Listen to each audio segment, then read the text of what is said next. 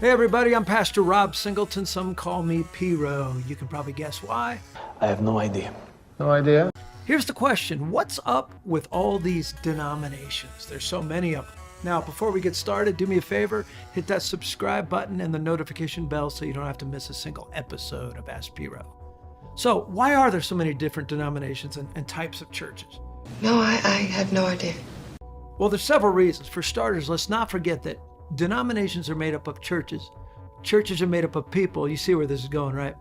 And sometimes people just don't get along. People are messy. It's just a total mess.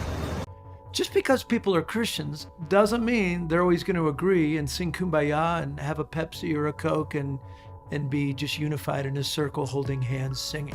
Kumbaya, my Lord. After all, listen, just because people are Christians doesn't mean they're perfect. Doesn't mean they're always going to agree on everything. You're so in sync. Even still, Christians struggle with pride, selfishness, and stubbornness, just plain sin. It's because they're not perfect yet, because they're not standing before Christ. So we still have a sin nature. This means we sometimes respond to relational conflict poorly. He chose poorly. This has often led to debates and division within churches and denominations, which in turn leads to the creation of new churches and denominations. You've been selling a lot of Amway?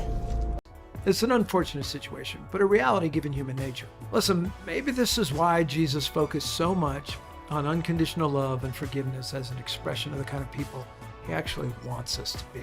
Another reason Christians are sometimes divided into denominations, or just divided period, is legitimate disagreements about secondary areas of belief or practice. A very, very distant second. It doesn't mean they're not important, but you can split hairs on some of these, and it means a lot to people. Here's an example. What does baptism mean and who should be baptized? Some people believe in infant baptism. Some people believe only when someone's believed. How should local churches be structured? Who should fill leadership roles? How often should communion be practiced? It does say often, but what's often? What do they mean? How should certain passages in the Bible be interpreted? These are all good questions, and the answers aren't always that clear in the Bible. Perhaps this is the reason the Bible exhorts us to exercise wisdom and humility when it comes to secondary issues, where genuine differences do exist. Now, you can look at Romans 14 and 15 for more on this and how we should behave in these possible divisions. You know, and these differences have grown to denominational splits or startups in some cases. Because it's the place where all human souls will be transmuted when Zorp the lizard god passes through Jupiter's sphincter. By the way, a lot of people have this question, but there's tons of information on good websites that I used, like gotquestions.org. A third reason that so many different groups of Christians exist is differences in personality, passions, talents, giftedness. Some people are more inclined, for instance, to worship God through the exercise of their minds. They're analytical. They focus on analytical thinking, biblical knowledge. They love to study. We all should, but some like it more than others. Now, others are more artistic or creative in the way they're wired, and they express their faith a whole lot differently than the analytical ones. Still, others are more engaged in their relationship with God when they serve people. They find the greatest fulfillment when they can work with their hands or actively serve people with special needs in their communities. And actually, the authentic church should be all of these. But let's face it, like I said, some of these things mean more to groups than other things, or they're just wired different. All these things are important. It's no surprise that different churches and even whole denominations would emerge in light of the unique personalities of their adherents, their congregants. Another example relates to the role of tradition. People in attendance now gently tossing Captain Crunch as the prince passes by. As of course is tradition. Certain types of people appreciate the structure and heritage of worshiping God according to long-held traditions. And they can be passed down over generations, centuries, or even more than a millennia.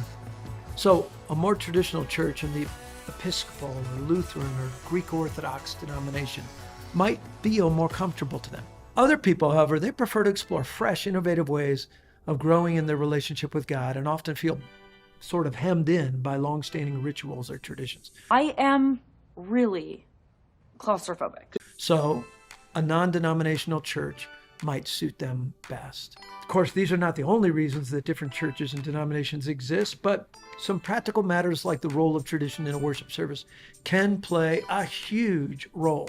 So, at least one lesson we can learn from such diversities is that various churches and denominations can learn from each other, and that together they make up the larger community of faith known as the people of God, known as Christians. And what does Christians mean? Little Christs. As long as we're representing Him, these can actually be a good thing. Finally, people from different cultures will express their faith and worship God in their own distinctive ways. So this isn't personality or passions, this is whole cultures.